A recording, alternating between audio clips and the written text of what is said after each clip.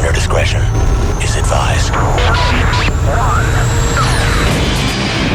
Adam Carolla and Dr. Drew. Loveline, coast to coast. Hey, everybody, it's Loveline. I'm Adam Carolla. That's Dr. Drew over there. Phone number, 1-800-LOVE-191. Dr. Drew, board-certified physician and addiction medicine specialist. Serenity is our guest tonight. Hello. We recognize Serenity from her many adult film roles. How many movies have you made?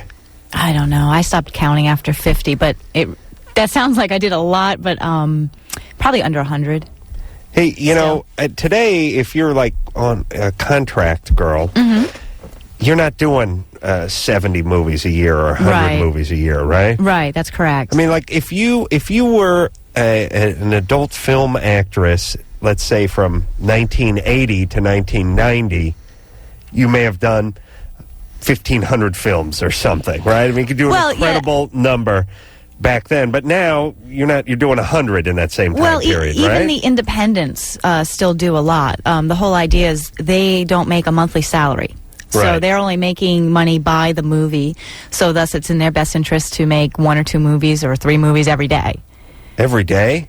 If they can, they will. Yeah, really? Absolutely. Jesus. Whereas a contract girl, one of her biggest responsibilities is to do promotion, to travel to conventions, to travel to distributors, to make that product sell more. So it's in the movie company's best interest to do less movies. For instance, for Wicked Pictures, I do about 6 movies a year if I can fit them in. I've stuck on the fit them in part. Do they in her schedule? Schedule-wise, I see. Do they want you to do more or less, or would they rather have you on the road? What would you rather do?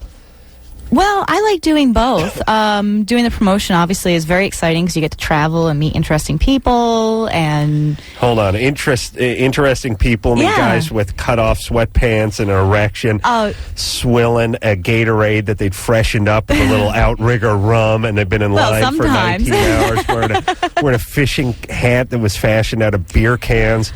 I have met all kinds of people on the road. I mean, there's a lot of people I can't mention necessarily, some really very interesting, very famous or political or sports or people, you get sat next to them on planes or in a restaurant or sometimes they come in. All right, but they're not showing autograph. Up. Oh, really? Sometimes, yeah. Yeah, hey, everybody likes it. Serenity was on the Man Show a couple of times, which is on tonight, by the way, as you know. Which episode? Central. Very big episode this week. I'm teaching karate to the kids. It's a huge episode. Anderson, put that Man Show on over there. It's a big episode. Serenity is also here to act as a spokesperson for PETA's Pleather Yourself. The Pleather Yourself campaign. Which is, I'm guessing, don't use leather, use... Pleather. Pleather. Pleather sucks, obvious. doesn't it? No, it doesn't. It's great. It's what? Great. For nothing. For what? I use it for shoes, pants, jackets. Guys can't wear pleather shoes. You can. Are you kidding? No. How gay is a guy in a pleather shoe and a pleather jacket? It is much better than leather. It'll actually last longer. You don't have a lot of chemicals that are attached to it. Where leather. What's pleather made out of? Pleather is actually a synthetic plastic. A chemical.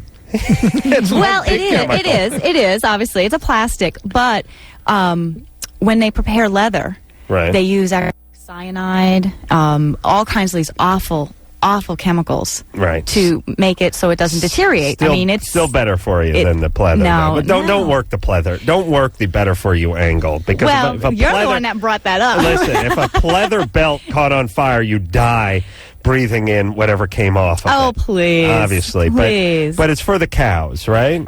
Yes, absolutely. The cows, the pigs, the goats. Here's what I can't figure out. If we're eating the ones we use for the hide, then isn't it okay to use the hide? Well, no, because that's not the way it works, actually. How does it work? Actually, the leather industry is what supports the slaughterhouses as opposed to their meat sales. So the more you buy leather, the more they're going to slaughter the cows anyways, and the meat is just it's just a extra. So let me ask you. I've always been a little curious about this. So if you're a rancher, you own a slaughterhouse, right? You make more money off of the leather, off the hide, than you do off of the steaks. The meat. Yep. My understanding is that most ranches in this country owned by McDonald's. I don't know. That's what I understand. Is that most of the stuff is owned by a fast food company. Makes sense that all the fast food companies are probably the largest consumers of beef. Exactly. But it doesn't make sense that McDonald's would stop slaughtering cows if they couldn't get the leather. It wouldn't be so much that. The problem is that they're making so much money off the leather. And the biggest problem, and what concerns me the most, actually, is how these animals are treated before they're killed. No respect. It's less than respect. I mean, it's just horrible. Do you remember Tom Arnold talking about work on the slaughterhouse floor? Yeah.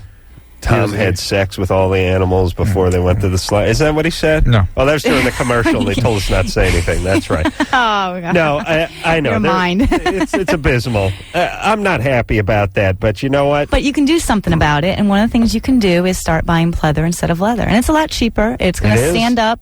Yes. What? Like, you want like a pleather car seat? Yeah. Absolutely. I don't know, because everyone's ass is going to get cancer from this pleather. It's and then not going to sue the pleather industry. But people that live around the tanneries are actually coming down with lots of cases of cancer. Well, show me something made of pleather that you're ironically not wearing. Shoes? Oh, that's pleather? That's good. pleather. That looks all right. See? I'm picturing like a vinyl. No, see, you're thinking of the... Pull that off. Let's have a look-see. Okay. You're thinking of the old-fashioned, before they actually had the technology to really turn it into something worthwhile. And in my jacket, although it's not necessarily... You cannot tell this isn't leather. Although this isn't necessarily pleather, this is a fake suede material. Right. And you can tell from the fur it's meant to look really fake, but the actual suede part is very nice and subtle, supple. Yeah, these are nice. Yeah. All right. Everyone get that pleather. But I'll tell you what's not going to work in pleather. What? Baseball mitts. They make baseballs in pleather. Yeah, I know, but they're always crappy. The baseball mitt and like the batting glove and the golf glove, that kind of stuff's no good in pleather. Says who? Says Mr. Cow. But you can go to cowsarecool.com and get a whole listing of all different stores and designers that actually make really cool clothing in pleather. All right. And you can also see my picture there too. Fantastic. Chicks love cows and horses. Chicks love horses. I mean, when did you wanted to be a veterinarian when you were 8, right? Actually, I just wanted to save the animals when I was young. I used to save all the little worms that would come out from the rain. And what percentage of veterinarians are female in society? Good question. I don't know that. But it's not over 50%. How do you know? I don't know. I just know it's not. It's not way over. No, I'd say it's under 50%. If you were gambling, you'd say it'd be under 50%. Yeah, if you were gambling, yeah. You just don't see them. You watch those nature channels. You see a chick pop up once in a while, but it's usually guy veterinarians. But no 8-year-old guy announces he's going to be a veterinarian. I think he announced he's going to be a brain surgeon and then smokes too much weed in college and ends up being a veterinarian. What happened to every chick who announced she was going to be a veterinarian at age 8? See, you chicks, you got no follow-through. That's your problem. You chicks. That's the problem. No follow-through. Hey, I'm trying to save the animals. Speaking of you chicks, I spent an hour easy with Adam's girlfriend and Jimmy's wife on Saturday night, just accumulating stories about you guys. I had so much S on you two. I had to start writing notes. Yeah, I even showed Adam the note card that I had because it was just out of control. How much you want for that? No, I'm going to talk about it. Anything good? What do you got? I shared something with you last night. Oh well, a little. So I break wind in bed once in a blue moon. Jesus. So bad one time. His girlfriend, laughing hysterically, said she had this nightmare that she was crossing the street and somebody was honking the horn at her. When she came to, in a panic, realized it was Adam passing gas. Yeah. Oh, my. Yeah. That's the ultimate compliment when you can be woven into someone's dream. And then when she complained about it, told him, oh, it's just awfully, went, oh, honey, you're trying to flatter me. You're just trying to make me happy. No, I have a girlfriend. We're very much in love. Oh, my God. All right. You ready to move forward here? I got lots more where that came from. Well, Serenity, you'll have to be my new girlfriend now. Uh-oh. Corey? Yes. Hold on. What's going on the Man Show there? Oh, No, please. Commercial. No, commercial? All right. Corey? You're throwing a football, Adam. No, that's not me. Corey, you're 18. What's up? Yeah, I have a question about my relationships that I've had in the past as well as recently. And it seems like when the relationship starts, everything is going well and smooth and stuff. And then it seems like out of nowhere, just when I think things are going really well, the girl decides to tell me she doesn't want to see me anymore. So, not altogether, just in a relationship. How many times? How many times has this happened? About 3 or 4. 3 or 4 times. And how long? When I ask them why, they say stuff like, "I don't think I'm right for you because it seems like you're too good for me. There's someone better." I always love that one. You're too good for me. No, you deserve someone better. I really don't understand. They say like you're too sweet and everything, and I'm like, how can you be too sweet? I mean, am I supposed to start acting like a jerk or something? It's like what? Anything we should know about the kind of women you are attracted to? I'm sorry. Anything we should know about the women you're attracted to? Well, it's been a variety. It's not like they're all the same or anything. Okay, listen, here's what's up. Too sweet means a puss. It's a code. Yeah, it means too soft. Yeah, it does. No, sure. it's the way you let somebody down softly. It has nothing to do with what is actually happening. So Serenity said they're lying flat out. No relation to reality. We're saying is the guys that tend to hear that, though, are guys needy guys who are not present. They're not... any guy that would say, why? Already that's like, hey, no, but you know the guys that are real clingy and real needy and just kind of give you the heebie-jeebies. Not for very long. And you wish you could like them, except for they're like too needy and clingy and all that stuff. Yeah. And you go, you know what, you're so nice. You're too nice for me. There's someone who'll like you. I'm not even, these are the people you almost apologetically break up with. But what you're really saying is you're so needy, you're making me sick. I don't know. I just think it's a soft way of just it's probably getting somewhere rid of somebody. Yeah. But listen, if you got a guy that you just want to blow off, right? You usually say that it's about me. Like or right now, boyfriends come back to my life where I can have a relationship. Yeah, but how old was he again? He's 18. Yeah, see, I think you're thinking way too mature for that. No, but listen to the guy. You can tell he's needy. See, part of our reaction is to him. Yeah. Okay, I'll take your word for that. All right, Corey. Yeah. Don't mistake being needy and insecure with being nice. Do you know what I'm saying? For instance, but the strange thing is, like, for instance, the one that was most recent, a few days ago, she came back to me and said she's been trying to change for the better and all this stuff, and she was saying that basically she wanted me back. And she said she guaranteed that it wouldn't happen again, and that she thought about it and realized that it was more than she thought it was. And that's the strange thing, because it's like it didn't make any sense about what she said the first time. Yeah, well... she tried to fix it with the same thing. A lot of people can't deal with the parting part of breaking up. And like a lot of these needy guys are really good codependents. And we'll attract that kind of person. Well, she's back then, right?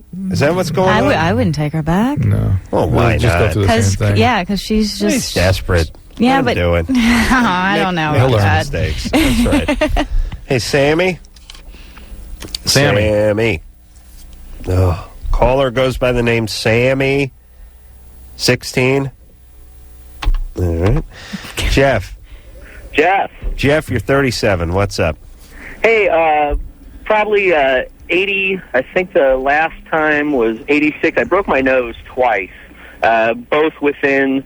actually broke it the first time in high school wrestling, 82, sorry. The second time was about 2 days after I was getting the bandages off. Somebody pulled out in front of me and slammed it in the steering wheel again. I seem to remember smelling or being able to smell after that. And I can smell some stuff now, but I was wondering, because of using chemicals in the Navy, would it deteriorate that ability, and is there any way to fix it? What chemicals?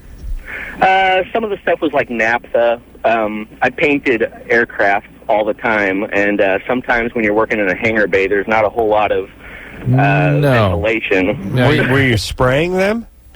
Oh, yeah. You're spraying aircraft and wearing a respirator? Wearing a respirator, but sometimes when commanding officers want an airplane done, they want it done, and sometimes you don't have a whole lot of time to do a whole lot of safe stuff, which is really stupid on my part, but Right. Unfortunately, it pays off in the long run sometimes because look, you get goodies. Mostly we worry about actually brain damage from the inhaled hydrocarbons. But I've not the scent? I've not had anybody get any smell problems. And Really? you have plenty of reasons to have difficulty with olfactory function after having 2 traumatic nasal fractures. So I would look more to the mechanical aspects of what's going on. And you may have occlusion. I mean, there may still be some leftover stuff that can be repaired. Hey, what color schemes were you painting on those planes? If you ever go online to VAQ... No one's going to do that. Just tell me. Let's see. VAQ 136 is He's telling you what it is. All right. Go. VAQ. Okay. Go. And the other one's a Dragon. A Dragon. Yeah. All right. On fighter, what kind of planes? EA-6B. They're electronic warfare aircraft.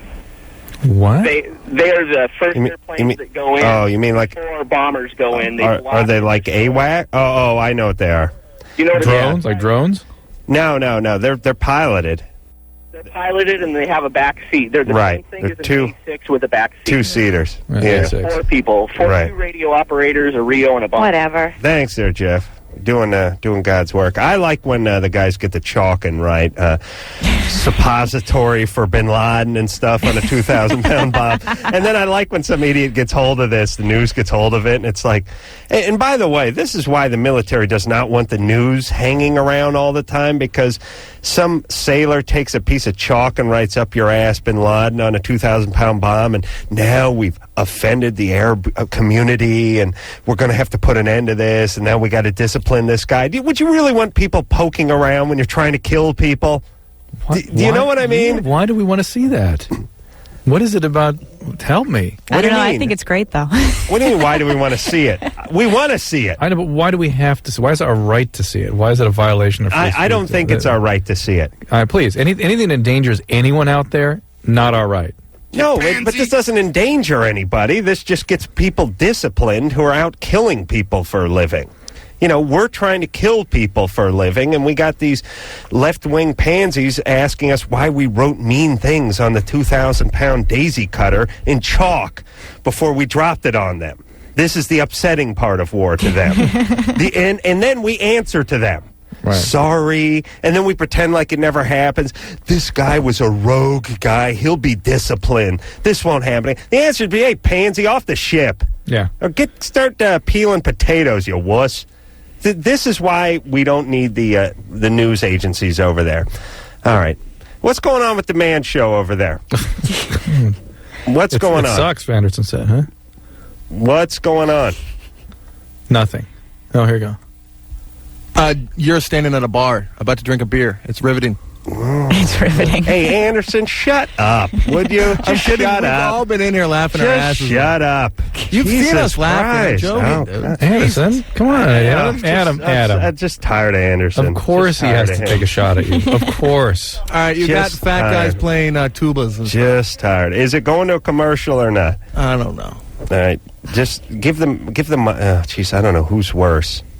Is there a fourth person in that room that I could talk to? Lauren, there she comes. Ooh. Lauren, what's going on the TV right now? Yeah, it's really funny. What's going on? Oh my God. There's a fat guy talking. Is it going to a commercial or not? It's the Germans. It's the German bit. I don't know. The Oompa band. Number 1, stretch out. This is great radio. Is it going to a commercial or not? No, not going to a commercial. No. All right. Do you want to stop here? We should, though. Yeah. So you can watch it. No, I got to wait till we go to commercial. I got to wait till the man show goes. Really? I thought you liked to watch it. No? Oh, wait a minute. You're right. And then, I'm going to go walk in there, and it's going to be the commercial. All right, let's talk. Didn't we try this last time where they said, no, we're not a commercial? I got out and I walked in, and the commercial just started? Right. What name is that? Naram? Naram, okay. You're 12? Yeah. What's up? Well, every time, I get, like, a boner at anonymous times, like any time if I'm in school. Right. You got to keep them guessing. Yeah, and then once I do, if I'm, at home or near a bathroom, I would masturbate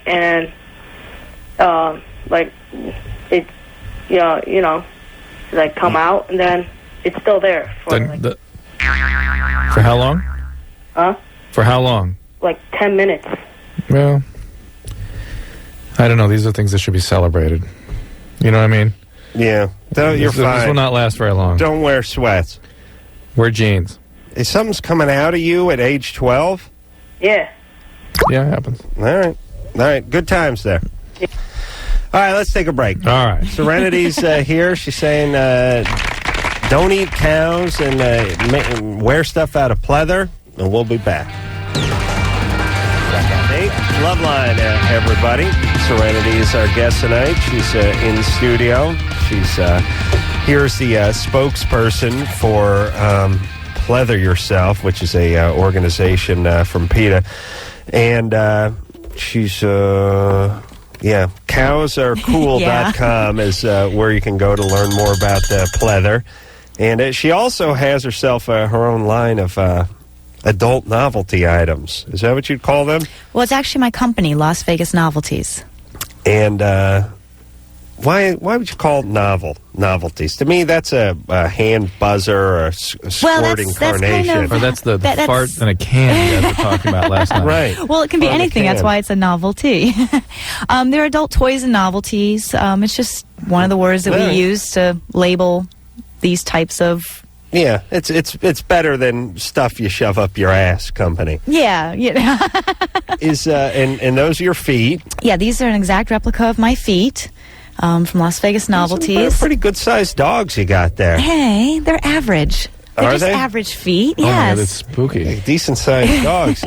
And they did a casting of your feet, and then you were manufactured them out of latex.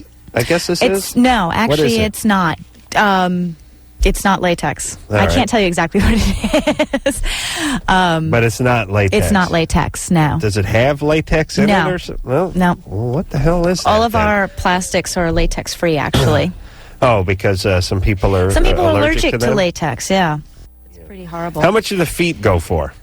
At your stores? Yeah, let's say over at the Walmart. It's so hard for me. I only know distributor prices. I guess they would go for like $60. Yeah, it's not bad. And it's your actual feet. It's my actual feet. And there's a lot of nut jobs with foot fetishes. Yes, out and there. they've never had a toy before. Well, what is it with guys that are into that, you think? Oh, they're so wrong. I've never tried to analyze them. All I know is that the ones that are into it are just into it. Yeah. Period. End of story. They don't care if they're dirty or clean. Their toy should be a straitjacket. Oh, stop. Those guys need to be rounded up and just pushed off a cliff into the ocean. No, there's nothing wrong with it. Yes, they're horrible, scary people. They give wonderful foot massages. Well, it's weird. If you ever do meet a guy who does give you a foot massage, you got to figure if it goes on longer than like 4 minutes and he's not trying to slide upstairs and get something, there's a weird fetish going on there, right? How many guys are going to hang out on the feet for more than 8 or 10 minutes? All right, yeah, there's something wrong with them. But Serenity has strap-ons. Oh, you got to check this out. Pulsator. Push back on it. It's touch activated. Wait, the battery's not in it. Yes, it is. I'm looking at a battery right there. Yeah, it's an extra one. Oh, really? Yeah. All right, so what do I do with this? Well, normally you would put it on yourself. Ooh. Yes, and it's touch activated. I put it on my penis? Uh-huh. And then when you enter, when it hits the other body, it would start to vibrate. And that's the pulsator. So you can be inside a woman and get some clitoral stimulation at the same time? Absolutely, yeah. That way it keeps you erect. And what if I slip this on before I effed your fake feet over there? Would it do anything for the feet at all? Would it tickle them? Would the toes start for the moving? Fake feet? No, you don't think so? I don't think so. All right. Well, this is a nice item. It's a wonderful item. Put a little duct tape around my penis so it didn't slide off. A grommet, too. Got the nice fake vagina thing over here. Oh, this is actually you? This is actually made out of our new Sensual Feel, the Ultima series. It's completely indestructible. Wow. They just pulled a fake vagina. There's a receptacle.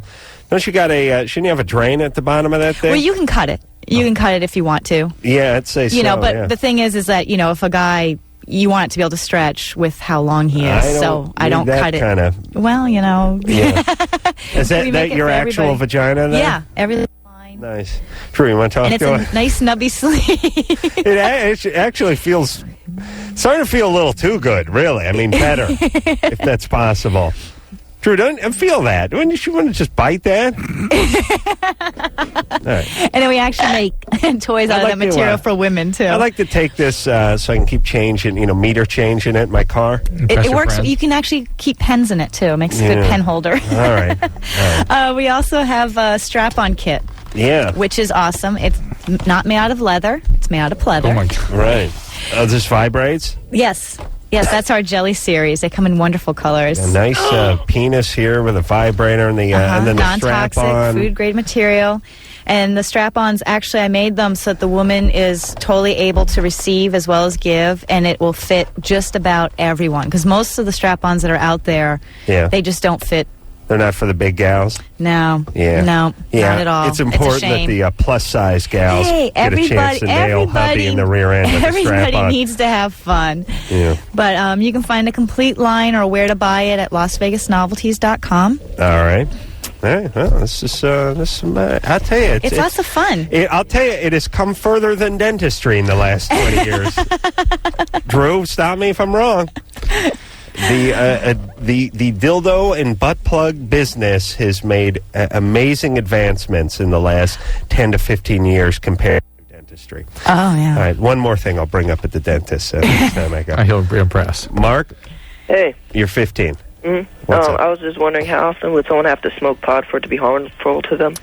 At your age, there is some studies that have suggested even once a month. Now, I'm not sure I totally believe that, but certainly once a week could. Mm-hmm. And if you're preoccupied about it and thinking about it and or pursuing it every day, then that's addiction. And it's going to be very difficult for you to stop it. Addiction with marijuana, there's sort of a switch that gets thrown very quickly. And once you're sort of in that loop, it's extremely hard to stop and basically should be treated. How much you doing it? I just tried it once on Friday. No, that's all right. That's all right. Just lay off for a while. All right. All right? Yeah. Just don't get going with it. I was thinking about eating today, because I've been on like an eating jag for the last 2 weeks. And I thought, it got so... I thought, I'm just going to stop eating. I eat all day. Yeah. Didn't want to eat all day. But if I put one thing in my mouth, pow, off to the races again. Game on. And that's the way addiction works. It really is. You gotta be abstinent, or once you're triggering those reward mechanisms, it's just game on. All right. Let's talk to Reed. Reed? Yeah. You're 15. Yeah, hey, well, first off, I just want to say, Adam and Drew, I'm a big fan. Thanks. Yeah, and, well, my question Let me just say, Reed, you're not alone being 14, 15, and being Adam's fan. We went to Pat O'Brien's Christmas party last night, and Adam and Jimmy did not talk to the adults. They talked to his teenage son and their friends. Always time for the kids. And they talked about farting. For about 3 hours. Yeah. And sent Pat O'Brien's son and his buddies around with a fart machine to blast it off in Pat's older friend's face. It was funny. Like, after about 3 hours of fart talk with the 14-year-olds, they were like, okay, enough already. Jimmy's like, I'm not done. He wanted to talk about throughout fart. his life, a man beloved by the children. He wanted to talk about fart in a can. All right, Reed, go ahead. All right, well, mainly I'm calling just because... at school, me and my friends were kind of being followed around by this, like, retarded guy, like, literally retarded. He kind of hits on one of our friends. We've talked to the counselor about it, and they said they'd do something, but he still kind of follows us around. Because of this one girl he's attracted to? Yeah, he, like, originally saw her when she was buying pizza from the student store or something. And he doesn't really respond to the usual cues and things? No, definitely not. Any way you can just sort of befriend him and sort of get him, take care of him, and maybe we try to just be friendly, and see if he'll just respond and be friendly. But he just like acts out like cartoons and stuff. Like I don't know about cartoons, but just he's kind of in his own world sometimes. But sometimes just comes back. All right. So what do you feel sorry for the guy? Yeah, I kind of do, but... Are you guys not direct with him? I mean, can you give him firm direction? No, you can't. And, like, sometimes his counselors try to come get him, like, away from us, but they don't really All right. I think if you've really tried everything, been reasonable, even tried to take care of him, befriend him, I think it is the responsibility of the people who are supposed to be taking care of him to help you out on this. I think you got to insist. Can your parents help you out with this by chance? Not that it's an awful thing, but I think the people that are in charge of this kid, it's to his best interest that he not get hurt. I mean, if you guys get frustrated, you could be sort of awful to him. Hey, Reed, I have a more important question. Yeah. Have they figured out how to get the pizza to be in the pizza slice shape yet at school, or is it still got to be shaped like a football goddamn field? You know what I'm saying? Squares, yeah. They come in those long squares, oblong. Yeah. No, we get takeout. They get us a bunch of Dominoes. Oh, you son of a bitch, Drew! I'm just completely convinced we were born and lived through the wrong period. Think about it. The school food, pathetic. The pizza wasn't even in pizza shape. Yeah. It wasn't even the shape of a pizza. Cars, clothing, architecture. Traumatized forever. Everything sucked. Everything sucked for a good 15 years. Think about that. What the hell is it at school? You couldn't even get a goddamn burger. It would have been better. The burgers were like green and boiled and stuff. Yeah. Oh my God. All right. Where the hell are we? You got some. Get all stirred you can't up. Even make pizza. You can't make pizza in a pizza shape. I mean, listen. McDonald's puts out a decent burger for 39 cents. You guys can't do that. Sorry about the burger. You would have been better off eating pleather. Believe me, there was no beef in these burgers whatsoever. Well, Burger King's actually making veggie burgers now. Mm-hmm. Oh, good. Yeah, I like McDonald's getting a little crazy with their burritos and churros and stuff. Have you seen this? Mm-hmm. Ooh, regional. I got to get him to refocus over there. Listen, I caught the McRib sandwich. Let's focus on the burgers here, folks. Enrique? Hey, what's up, man? Hey, you're 19. Hey, what's up, Drew? That's my main name. Enrique. Yeah, I just want to know that, I don't know, man, I'm having all these, weird dreams, not weird dreams, but, dreams with my ex-girlfriend. How long did you break up? Around, half a year. 6 months ago. What do the dreams involve? Just us going out. All right. Do you want to go up and go out there again? I mean, I do, but you said that that I'm developing stalking things. I don't know. I called a long time ago. Was this in his dream, or he told you that Drew told you this? No. I called and I remember the question was that her parents brainwashed her and stuff. Do you remember that? Oh, yeah, I do kind of remember this one, yeah. And we kind of turned it back on you, if I recall right. Yeah, to look at yourself. Like we always do. Yeah, and you were getting real carried away with things, and and so... All right, so wait a minute. How long have you been broken up? 2 months? No, 6 months. 5 months, 6 months, yeah. 6 months. How long did you go out for? A year and a half. Okay, she not interested in you anymore? Yeah, I remember we... Yeah, okay, let it go. It's natural enough you'd have dreams about her. Maybe forever you may have occasionally have dreams about her, but that's it. Not forever. You only dream about the last one. You rarely hop back. Couple 3. Seconds, yeah, think about that. You guys ever dream about anybody who was before the last one? Do you know what I'm saying? Yeah. Well, your mind won't even let you go back that far. It's not even believable enough. You don't have those dreams, do you? No. Mm-mm. Why don't you have those dreams? You're looking at me. I have no idea. You ever have those dreams? Never had dreams about any of the past ones. Like if you were with Ron Jeremy and you were with Peter North before, you wouldn't dream about Peter North. You dream about Ron Jeremy, right? Yeah, okay. I don't know. You don't like Ron Jeremy? No, I dream of the future. Especially if Ron Jeremy's part of the what past. else is out there? I'm always looking forward. How come you don't have it? Do you have dreams where you're 18 or 10 years old? Do you have dreams where you're a kid? Yeah. You do? Yeah. Oh, I gotta get into that. Yeah, occasionally. You don't have a dream you're in high school and you got a girlfriend from high school, do you? You do? Occasionally, yeah. Your girlfriend from high school? I can't. It just sounds familiar to me. Maybe I don't. All right. No. I don't dream about is medical school and things were in fast motion. Things are really going very, very fast. I mean, don't dream about any of that. All right. Serenity is our guest tonight. She is here talking about leather and Vegas Novelty. Las Vegas Novelties. Las Vegas Novelties, yes. Which is her company, which she puts out a high-grade adult product. Absolutely. Give that. Our toys feel better, and isn't that the whole point? Yeah, give your web address. LasVegasNovelties.com. Jesus. And from there, you can find all the information about all our contract girls, our different products, and where to find them to buy online or around the country. All right. We'll take a little break, and we'll be right back. Hello? Is this Loveline? Call 1-800-LOVE-191. Adam and Dr. Drew will be right back. Hello, this is Ron Jeremy. And when I'm not hiding the bacon in some hot and sweaty porno set, I'm listening to Loveline with Adam Carolla and Dr. Drew. There he is. Yes, everybody. Serenity is our guest tonight. She is a spokesperson for PETA.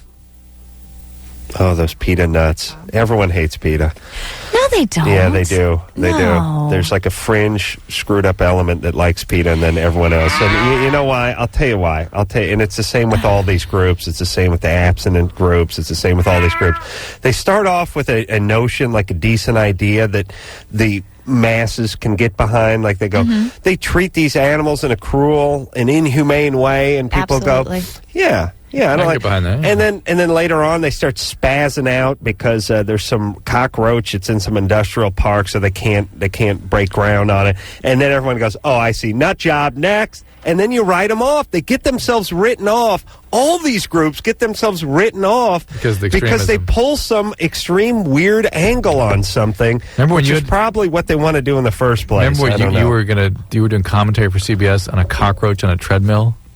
Remember that? Yeah, it was not a cockroach. It was a beetle or something. Dung beetle. Yeah. Well, a Hercules beetle. The fact of the matter is they have to make a lot of noise in order for people to hear.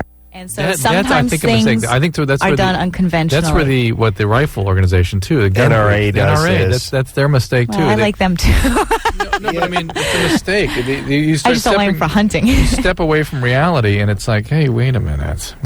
Because I would... The NRA's got a point of view. The PETA's got a point of view. The Right to Life groups have these are good, rational points of view that they take to these extremes. They all have a good point, and then they get going. And then you go, but you know what? I see you're nuts. Well, I mean, sometimes they have to do things in order for but why stand up and proclaim that you're insane in order to get attention? That's what they say they have to do, but if they did less of that, they'd get more done. I really believe that. Well, I don't know. I don't know about that. Oh, absolutely. I really don't know about that. No, people know who they are, but we know who Manson is, too. Well, no, but that's not a very good point. No, it's a great point. No. Everyone knows who PETA is. They now hate them. Well, you know who PETA is because they've done things to get your attention. Yes, we know who they are. We know we don't like them. Oh. See, that's the point. That's where they screw up. No, I don't like PETA. I don't, and nobody I know likes PETA, and nobody in the mainstream likes PETA, and no commentators, no radio people, no TV people. Nobody likes PETA. That like PETA. A handful of screwed up actors. Oh, come on, Alicia Silverstone. She's doing the pleather campaign. People who had bad childhoods like PETA because they identify with the animals, and no mainstream people like PETA. I mean, that's the reality of it. That's the reality of it. People don't like PETA, and they got themselves. Pamela Anderson? You said, well, she's a nut job. All nuts. Here's my Bill point. Maher? Here's my, please, Bill Maher. Well, he likes animals more than he likes people. All righty then. He's got 40 Asian hookers chained to his radiator in the basement of his house, so he's not feeding right now, but he's worried about the cows. Apparently that was the wrong name to bring up. No, wait a minute. I like Bill Maher. We like him a lot. But he does like animals more. I would say he likes animals more than he likes people. His staff does. His staff is very into the animal thing. Bill, I think, likes animals more than he likes English-speaking people, too. But listen, here's all I'm saying. Your point is that PETA has to take extreme points of view on things in order to get attention. In order to get attention, the media attention. And I'm saying that the attention that they get is negative attention, and that's not better. For instance, you came in and you had a reasonable point of view. You made your case about the pleather. It looked good. Fine. Yeah. Let's get pleather. Absolutely. You know what I mean? Right. Stop there. I'm not saying it can't be done that way. No, you know I'm not saying that you have to run out and do silly things all the time to get attention for things. But I'm just saying that, right. But sometimes you kind of got to make the wheel squeak a little bit. Yeah, but I would argue that it's no different than a serial killer getting his name out there. I think that's a little extreme. We know his name. I think that's an extreme example. No, everyone, I know I hate PETA because of their horrible stances on a few things. Their overall message is fine, but same with you, Drew, and same with the NRA, quite honestly. Yeah, same with the NRA. They're all about freedom and rights and Americanism, and then they don't want to outlaw hollow-tip, armor-piercing, cop-killing bullets, and so you go, screw them, you're nuts. And this is the same. This is what PETA does. Well, but you know why? I mean, you know why groups have to do that? It's because if you start chipping away at the right... That's what they say. True. It is true. Give me an example. Give me an example of how that happened. Oh, actually, I'll give you an example. You're right. I'll give you an example. Smokers. Here's what happened. Oh, yeah. 20 years ago they said, let's not let people smoke on airplanes. And people went, all right, that sounds sensible. And then they went, let's not let them smoke in the airport. And they went, okay. And then they went, well, let's not let them smoke in restaurants. And everyone went, all right. But now, even then, it was just like, all right. Now you got to be 20 feet away from the curb and stuff to smoke, and now there's $8 surcharge on each tax. And it happens with freedom of speech, too. No, it never does. Oh, yes, it does. That's how. Tell us how. Because what they do is they get the small convictions. They do the small little thing. And then from there, they use that to go into court for the big stuff. All right, and well, give us an example. Away. Give us an example. An example. All right, I'm going to let you think about that, and I'm going to say one thing. What? This whole slippery slope thing always drives me and Drew nuts. Slope? What you're talking about? You're going down a slippery slope into. Well, I'm just saying. Why. You make hollow tip bullets. You outlaw those, and the next thing you know is I'm not saying that hollow tip bullets. You can't have steak knives in your own. But I mean, that's what they do. They just start chipping away at that's the what they want you to think goes on, but it doesn't. That's what happened. Ask any lawyer. Give us an example. Because I'm not a lawyer. I don't have these things memorized off the top of my head. But you know, there's the chip away, but you don't have one example of the chip away. You know what? I think a lot of that happened probably in the 70s. And I don't think people happens. It still happens. Well, he gave you an example. Where? What? You give us one. If you can't name one, then you can't say it. What happened? Texas. What happened? All right. I can't give you an exact location date, but Texas, what they do is that they go to stores that carry adult products, and they'll cite them for a particular thing, one small particular thing. Right. Then they'll find them, and then what they do is in a year they come back, and now they have enough on the books that they can actually close the whole store down. If they can have little things. Right.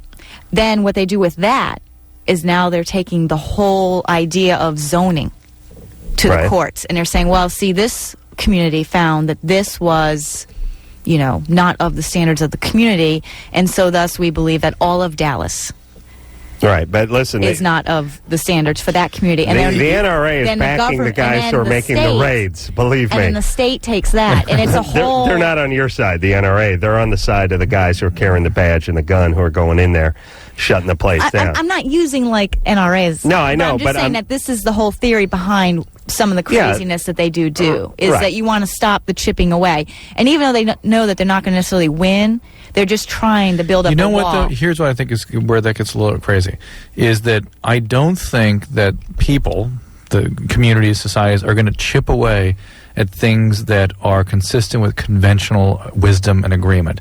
Well, but we're not talking about the people. But you're talking about adult films and then this. Because that's something I'm familiar with. I understand, and people may have some discomfort with that being in their community. There may be difficulty reaching consensus about should. But I think consensus would be none of the armor-piercing bullets, no problem.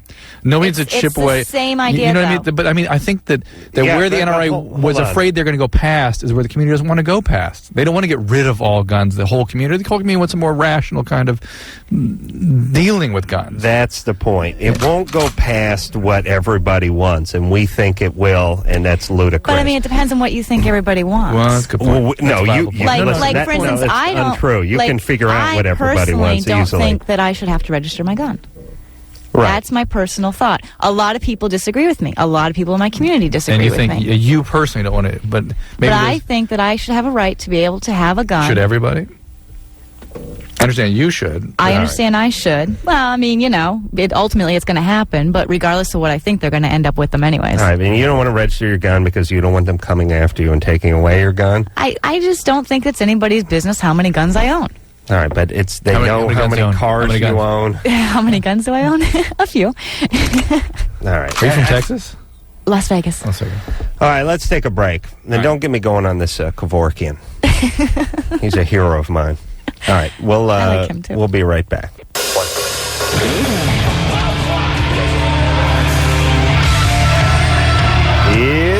the Loveline. I'm Adam. That's Dr. Drew over there. Serenity is our guest tonight. You can get in touch with her. Give the website out for these high-quality adult toys. You can find me at LasVegasNovelties.com. And this is solid stuff. We've inspected quite a few of them.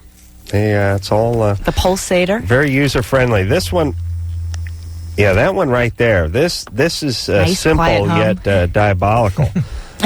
This you put around your penis like a C ring, and it has a part that protrudes from the top, and it vibrates, and you give the woman the little clitoral touch stimulation. Activated, no on and off switch.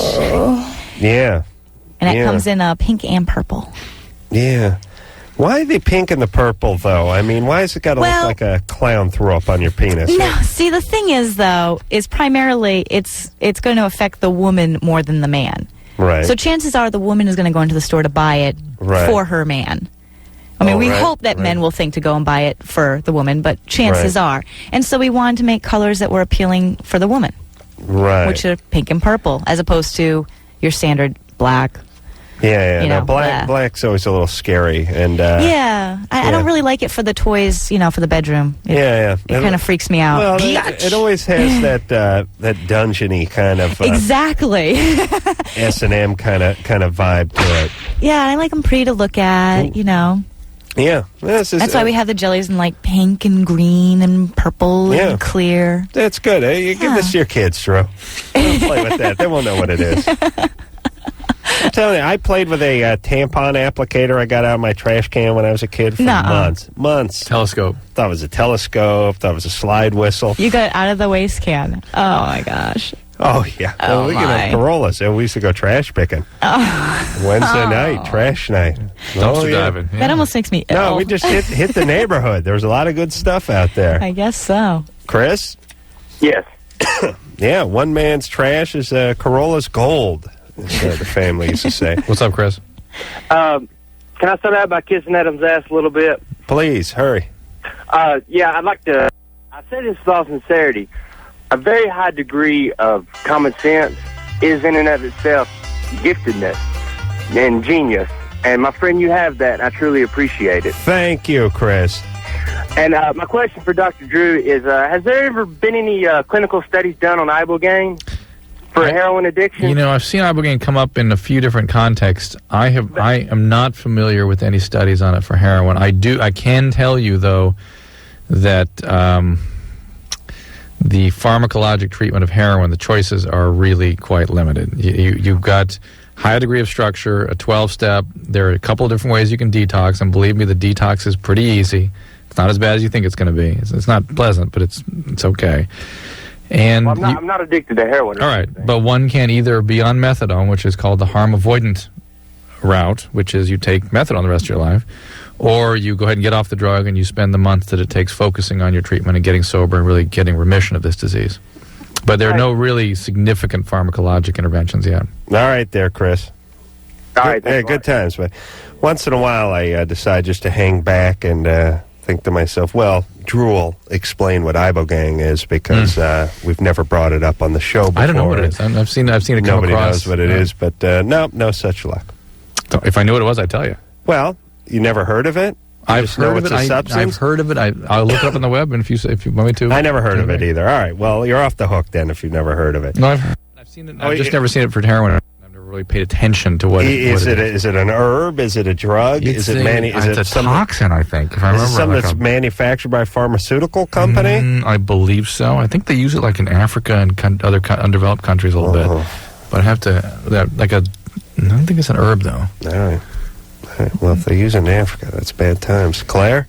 Yeah. You're 17? Yeah. What's up? Okay, it's kind of weird. I have a boyfriend who lives in New York, and I want to tell my parents that I want to go out to see him. You live in Seattle? Yeah. He lives in New York? Yeah. How did you meet him?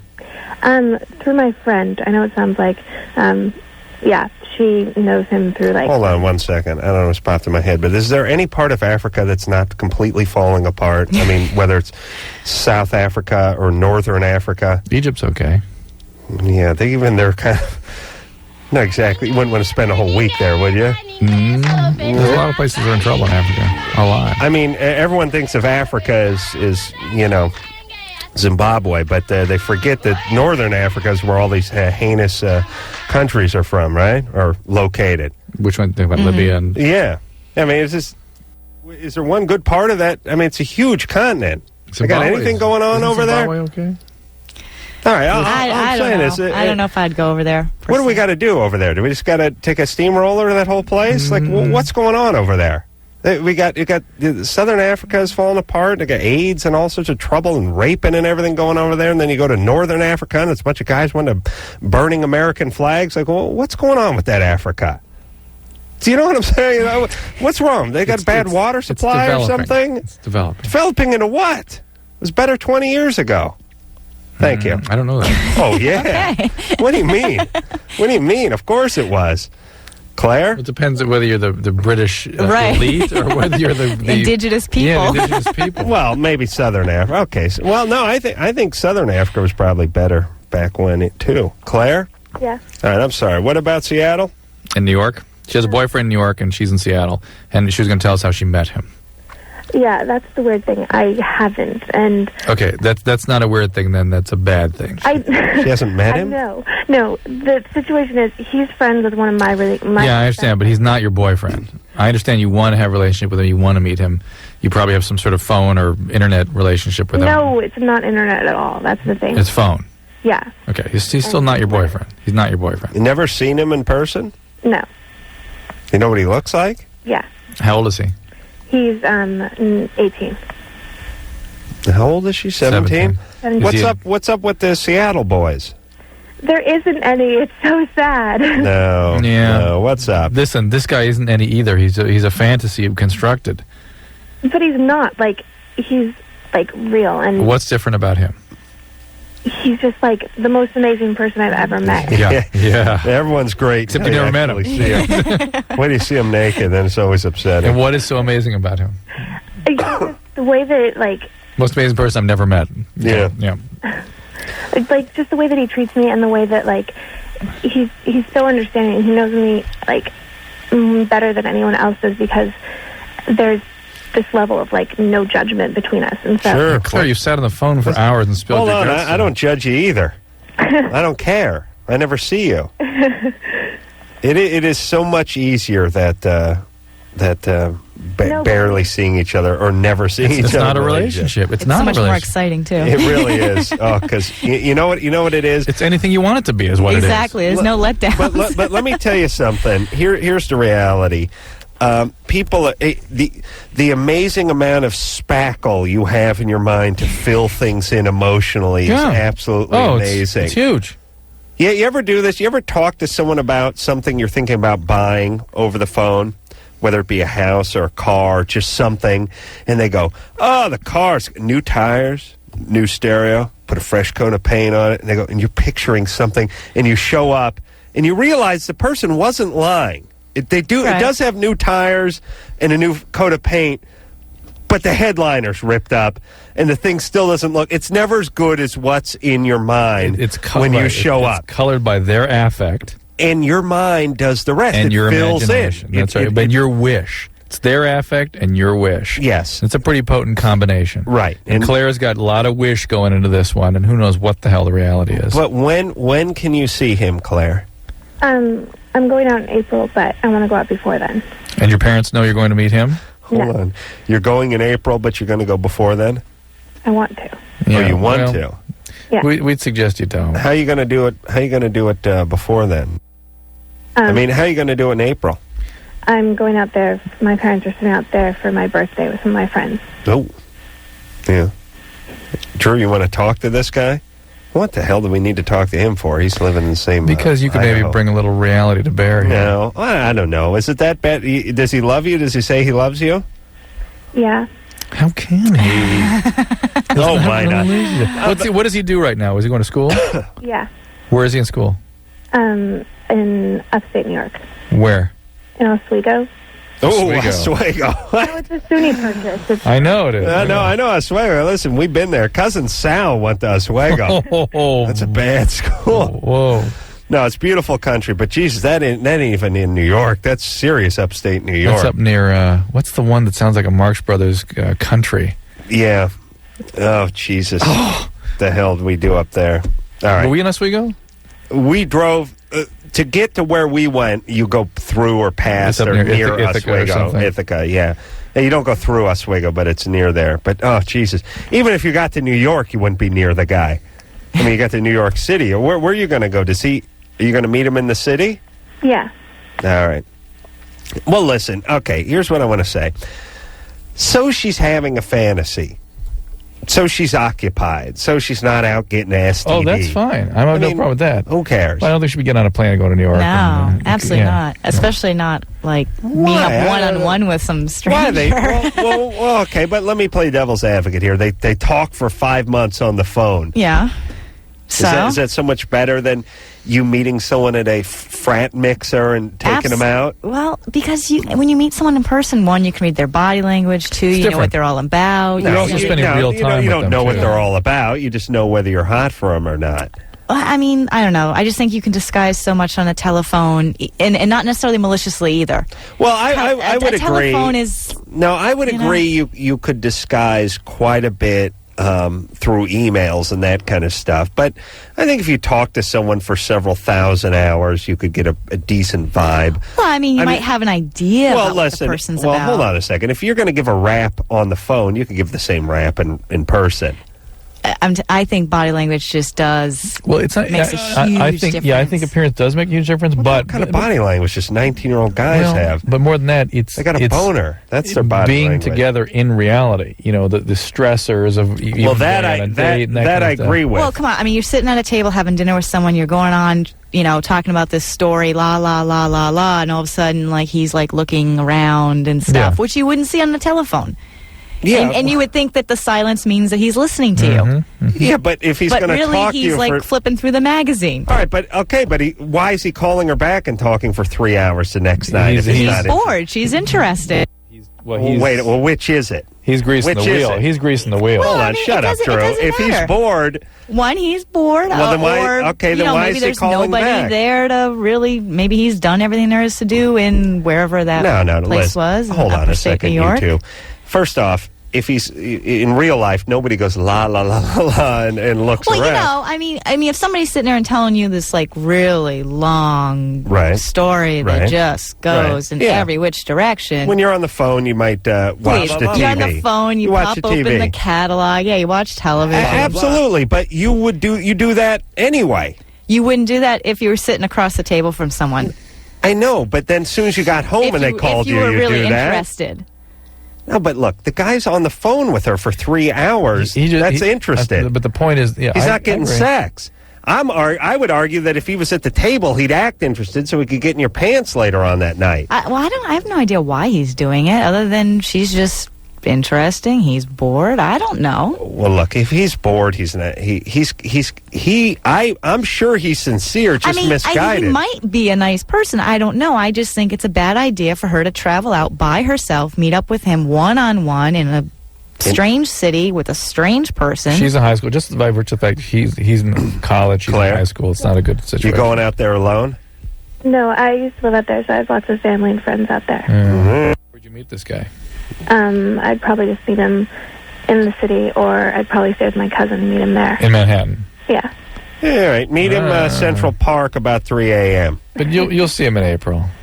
All right, go out there, stay with your friends. Start talking to your parents, meet the guy at Starbucks. About what you're doing here. Give them a chance to sort of participate a little bit. But how do I, tell them? You tell them you've gotten involved with this guy on the phone, and you're really into him, and you want to get to know him a little more. You got any other guys that are interested in you? Yeah, but there's nothing that I want to pursue. I mean, all right. Is there anything wrong with you? No. All right. I give it my half blessing. I say it keeps him out of trouble. Drew, seriously, you have a daughter. It'd be the best day of your life if she had some sort of long-distance fancy relationship with some guy and never get his grubby, filthy paws on her. 4 years, I let her go out there. Yeah. That's the point. I'm not going to go out in 2 months. Well, she's not going out till April. It'll be over by then. They'll talk thousands of hours. I don't know. Your idea of guys rolling their eyes in person and stuff like that. This guy's on the phone with her for 3 hours. He can't disguise it. She's making a valid point, which is that her fantasy fills in where his reality may not be able to deliver.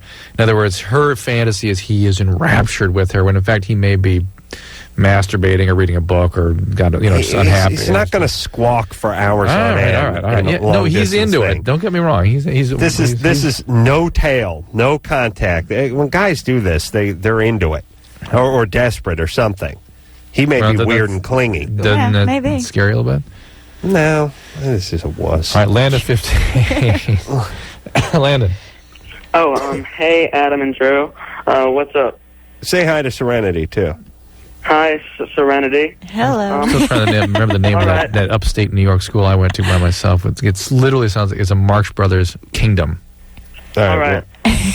Well, first, I'd just like to say that you guys helped me out a lot about 3 months ago when I had a question and I called up, and I just want to say thanks for that. What was the question then? No. All right, what's up? Just thanks. What's going on now?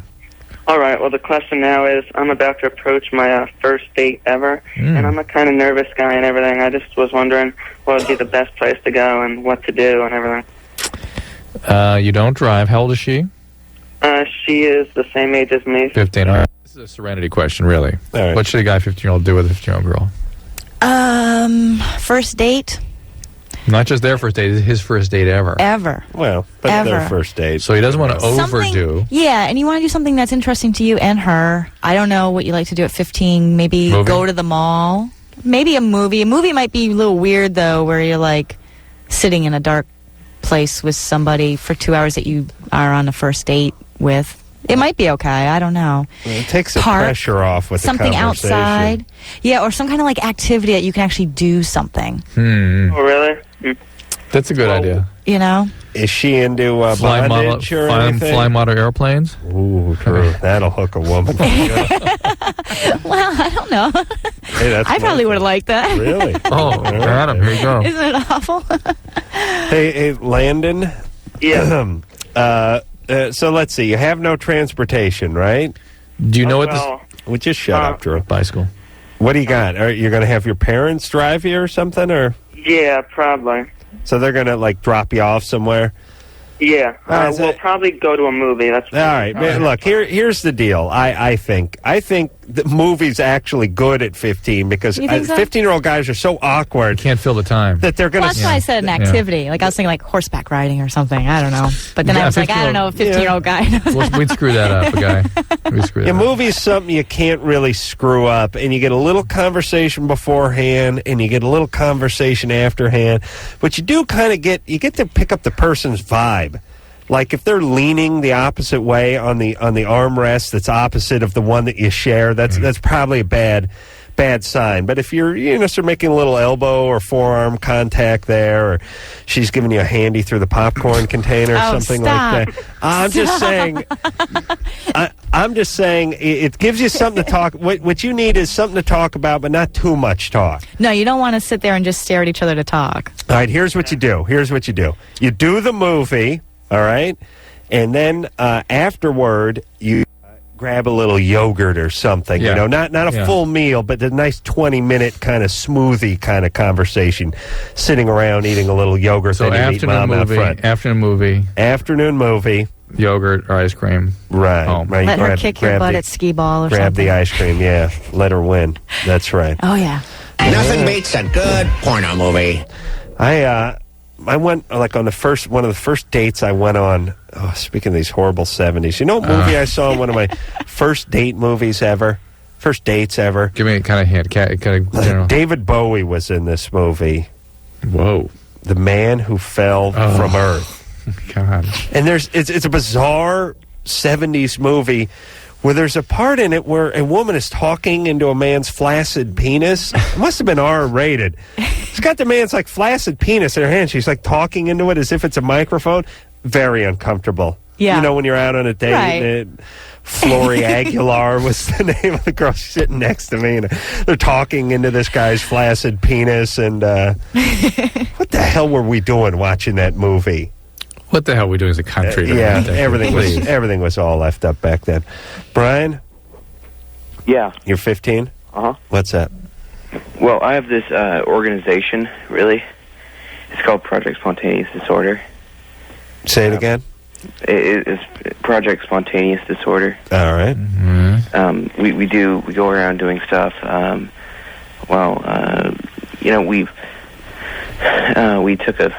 We found a fish in the back of a movie theater. It was a huge salmon. You found it there, or you put it there? No, first I tripped over a fish. It was a salmon in the back of the movie theater. I swear. Are you in Seattle? No, I'm not. All right. So what was the fish doing in the movie theater? I don't know. Okay. So that's a good one. But no, we took the fish and we put it in the middle of the road. Why? Oh, I see. It's artistic expression? No, I think what they do is they do. I think what he's saying is, and I may have a wrong read on Brian. Is he does like undoes pranks. I think he maybe he'll tell some more. I got the feeling he's going to tell us another backwards prank. All right. See, the story would be you'd find a salmon in the middle of the road and put it in a movie theater. Not take it out, find it in a movie theater, and put it in the middle of the road. I feel like this is going right over my head. Me too. I have no idea. To me, movie theater, middle of the street, same bizarre quality to both. Oh, really? So it's not all right. Tell us one more, Brian. Okay. One that we're planning, actually that we've planned. Yeah. And we're going to do sometime the Christmas season. Yes. Is I bought a whole bunch of bubble baths. Right. We're going to go to a mall. Right. And we're going to do that in the mall fountain. Whoa! Oh, man. You guys got to be locked up. You are insane. And, we have, there's these old-fashioned toilets. Well, not old-fashioned, but not mainstream. Right, sure. Where you can lift up the back of it. You're right, the bowl. You're right. So, and lid off the tank, yeah. Yeah. So I put dye in there. Right, like blue dye. Yeah. That's good, so people think there's like a tiny bowl in there. Or blue piss coming out of them. Yeah, dye bomb. Brian, you're out of control. But hey, Brian, drop out of school right now. Really? And it just wait. I want to hear the comedy. Listen, how does the part go where you went to a movie theater and found a fish? I was just me and some people were hanging out in the back of a movie theater. And yeah, but why did someone comment as you carried a giant salmon out the front door? No, there was like a piece of plywood. Why was the fish in the theater? And didn't that occur to you as something? It's behind the theater. Oh, like in the dumpsters, like in the alley. No, laying on the road on the gravel. All right, so it's in the trash area, right? No. Was it by a river or the ocean or something? Nowhere close to. Close to. Nowhere close to.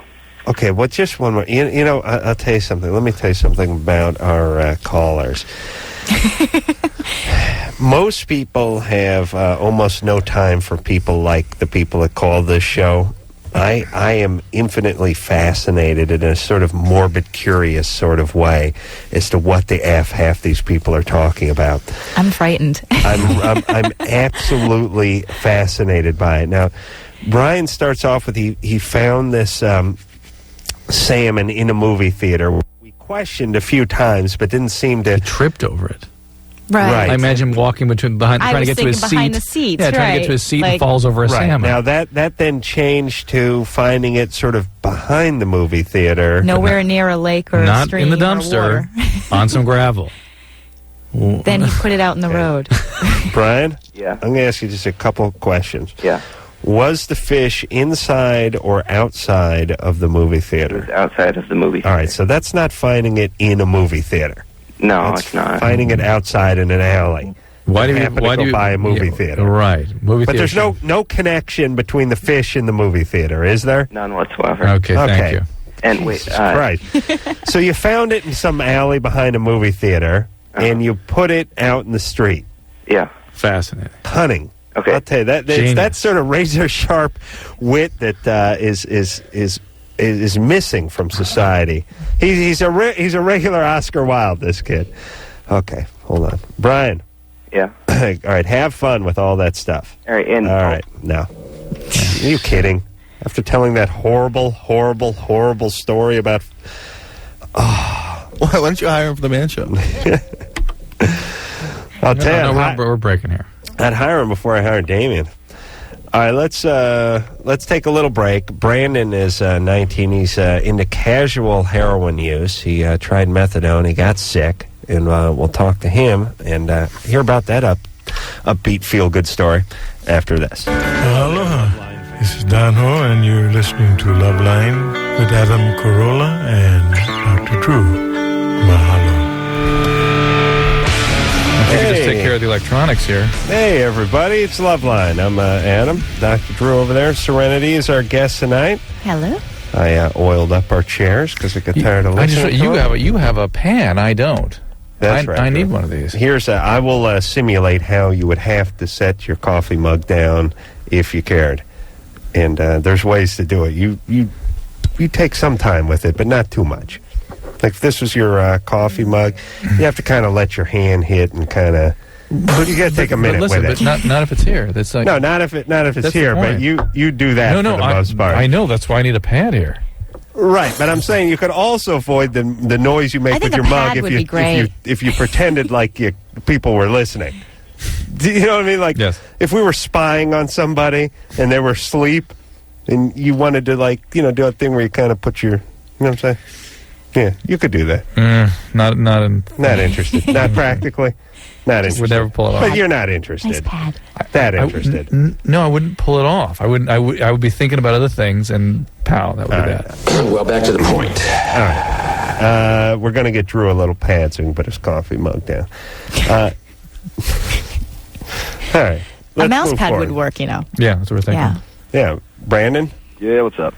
You think Lycus, you think it leave it here? Wouldn't stay in here too long. I have to glue it down. Brandon? Yeah. Go ahead, 19.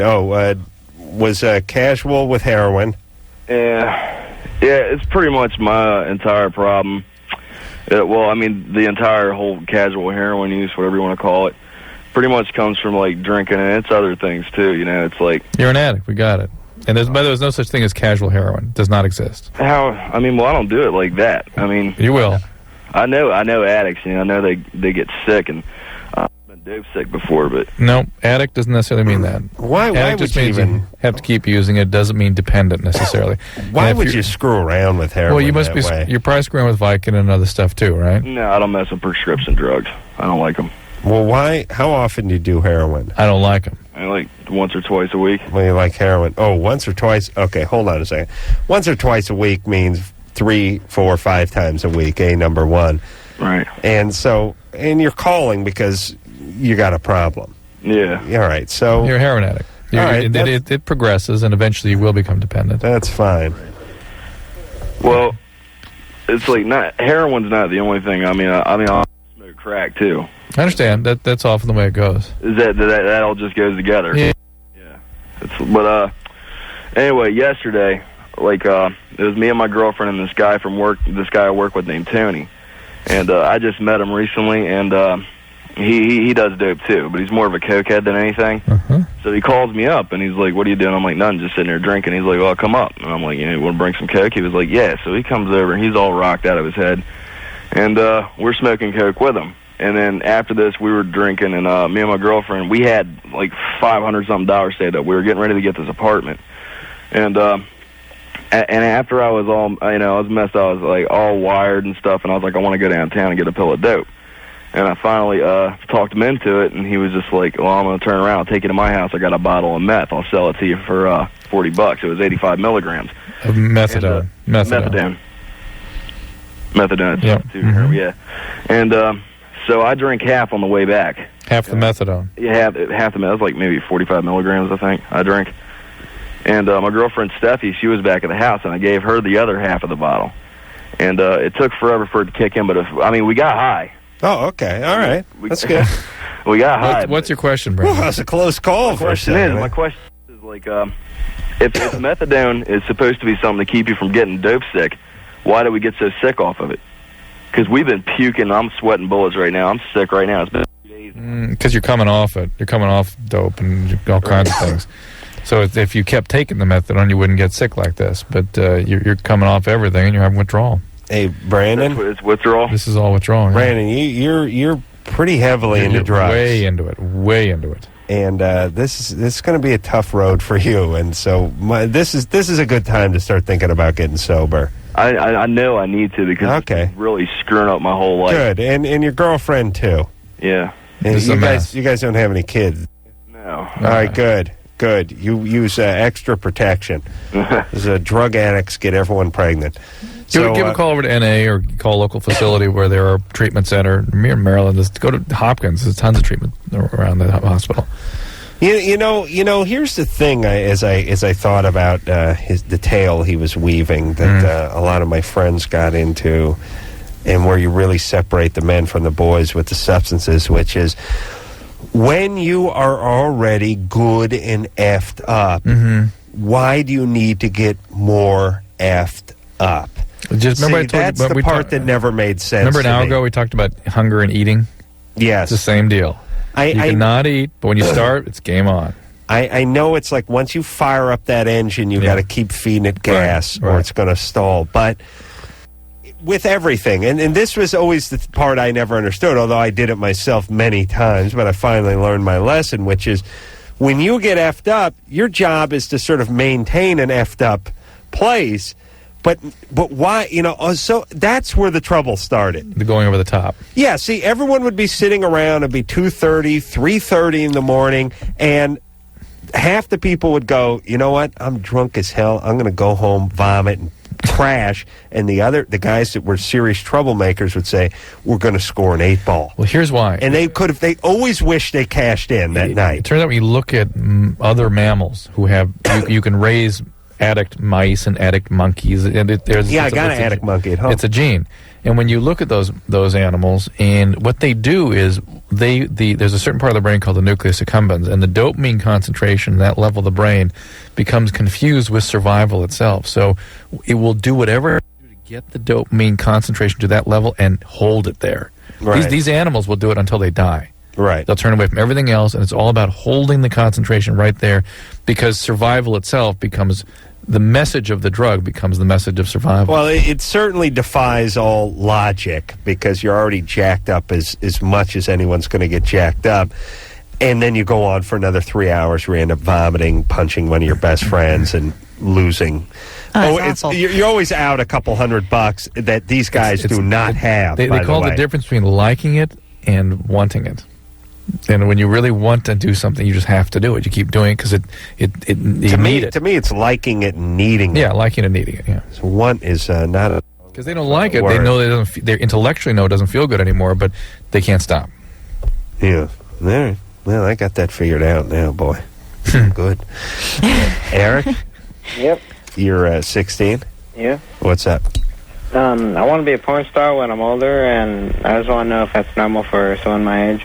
Sure, we all dreamt. Drew, when you were 16, you wanted to do some porn. I mean, gay porn, albeit, but you wanted to be a porn star nonetheless, right? Well, I knew that was the important part of the road to the... On the way to the straight stuff, right? Right. So why are you qualified there, Eric? Well, maybe Serenity can do a little interview on you. Go ahead, Serenity. Why do you want to? Well, I wanted to since I was, about 11. No, why? How did you even know about it when you were 11? Yeah, I don't want to know that. Don't answer that question. I really don't want to know. So, Serenity movie? No, I was just introduced to it at an early age. All right. And now you wanted to be in it. Yeah. Yeah, listen, I know what you're saying. When you're young, especially a guy who's... Are you getting laid, Eric? Yep. You are? Yeah. All right, hold on a second. No, he's not. I don't know either. I just don't like him. I don't know if I believe him or... but here's the point. The notion of getting paid to have sex is a very... It's pretty awesome. pretty awesome notion for 15, 16-year-old boys. 30-year-old men. Yeah. It goes the whole... I know it keeps going, but the notion that some girl would be offered up to you and that you were going to get paid to have sex with her at 16 is almost unfathomable when you're in the 10th or 11th grade as a guy. So I think many guys have this run through their mind. But Eric, they don't pay the males that much. Well, beyond that, it's a lot more work than what you think. Yeah, I just want to know what I would do to... Yeah, Eric just complete dismissive of everything. What you would do? Yeah, that's fine. Great. What do I do? What do you want to do? Whatever you're doing now is fine. I'm sure you're a horrible student, right? Yep. You're not going to go off to college. You're depressed. You're driving your parents crazy. So you just get horrible grades. You flunk out of school. You drop out of school, and then you run away, and then you can go do porn. No. Stop. I mean, if you're even thinking about it, then what you should do right now is learn how to do finances, learn how to do accounting. He's not going to do any of that. I'm just telling him that right now, like while he's in school, that's what he should do. So he'll know how to manage his money because, you're not going to get any as a paid. Guy. Guys don't make any, do they? They make okay. They just don't make anywhere near what the women make. The guys who are just coming in off the street? Well, nobody coming in off the street makes... No, a woman could. If you were a hot young lass, you could make some money. Not as much as a girl that's established and that they know will sell a movie. Wouldn't take long, though, I'll bet. I mean, if you were a beautiful 18-year-old girl who wanted to get into this, you could probably make your way up the ladder. Oh, you can oh, absolutely. And guys can, too. But it just... but not like girls. Because guys are a dime a dozen. For the whole reason... No, actually, it's the other way around. Which is why I don't understand why guys don't get paid more. For the men, it is so demanding. Well, no, they got to perform. It's a lot of hard work that there's only a very few that can do it. Right, but there are many more who are willing to do it. Well, there's a lot that are willing, but there's a big difference between willing and being able, or I don't want to use the word skilled, but no, to be deranged enough to be able to deal with the stress. Yeah, well, that's true, but I'm saying anytime you're looking to employ people and there's a whole big long line of guys who want to, or anybody wants to do it, you're not going to get paid as much. But see, that's the whole. That's what I'm saying, though, because they don't even give the guys a chance. All right, it's a catch-22 because they want to see a movie that's already made that you've already done, but they're not going to give you the opportunity to do the first movie to see if you can do it. Right, for the guys. For the guys. Right. Where the girls, it doesn't, they're like, yeah, sure. That's my point. They don't get paid that much, and there's a lot of guys who want to do it. Not that it's not a skill for the guys who can actually come through, but this is the reality of it. So Eric over here is not going to... Not going to make any money doing this. He sounds depressed to me. And he has to look into that more. Eric, start getting into your depression and figuring out what's up with that. Yeah. Stop thinking about the porn, all right? I keep smoking pot, man. All right, well, there's where the depression Keep smoking weed, and then you can get some dead-end crappy job and be angry at everyone all the time and claim that it doesn't affect you, although you never get any jokes, and everyone laughs at you. And we can all tell you smoke a lot of pot. And you're just angry all the time, and we can tell you smoke a lot of weed. Eric, you should quit smoking weed immediately. And deal with the depression. Thanks. Take care. All right, we'll take a little break. We'll be right back.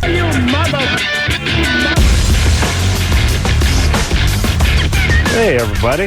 Loveline. I'm Adam. That's Dr. Drew over there, speaking to Serenity, the world's smartest adult film actress. I don't know about that. I don't know. I don't know. Well, you don't have a whole lot of competition, although... what's her name claims to be in Mensa. What's Asia Carrera. Asia Carrera. But anytime we question her on it, it always gets a little murky.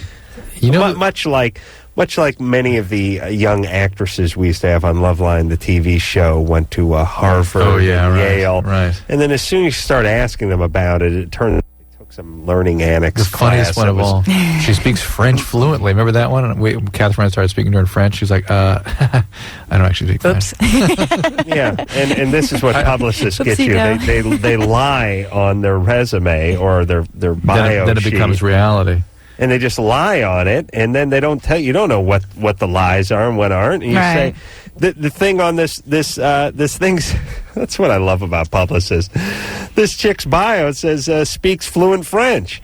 So the show starts, and I say, I can't even remember who the actress was, but I say, as it turns out, Catherine, chick host, and Drew, our dude host, both speak fluent French. So why don't you guys have a little conversation?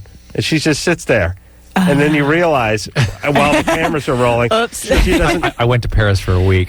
She doesn't speak a lick of French. And again, these are the publicists, just getting in there and screwing everybody up. God bless you. And by the way, and they always say, "Oh, the publicist put that there." Listen, read your own goddamn bio. You shouldn't have. It says speaks fluent French if you don't speak a lick of French. Okay. Have I read my bio? Mm-hmm. Read that bio. It says you speak fluent Hungarian on there. No, it doesn't. It does so. It does not. Okay. Okay, you sleep? Oh, I'm sorry. There you go. Hi, Serenity, Drew. Hello. And Adam. All right. So, hi. So your question is how much for the dildo for two people? Yeah, and... The double-ended one? Yeah. For two people.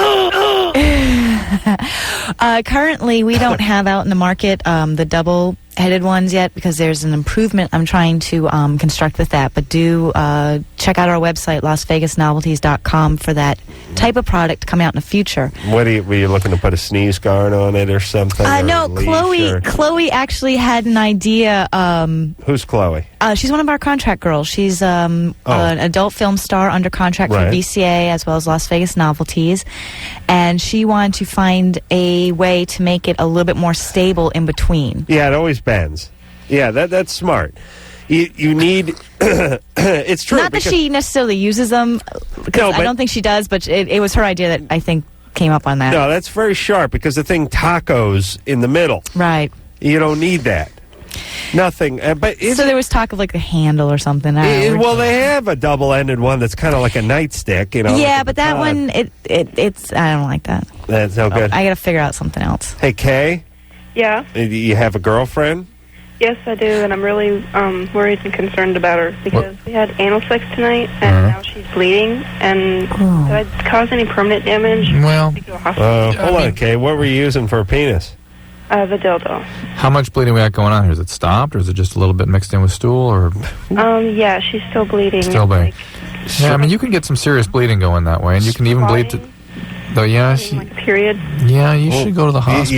You got a strap on? Yeah. All right, listen. This is actually something that should be dealt with in the hospital. You can...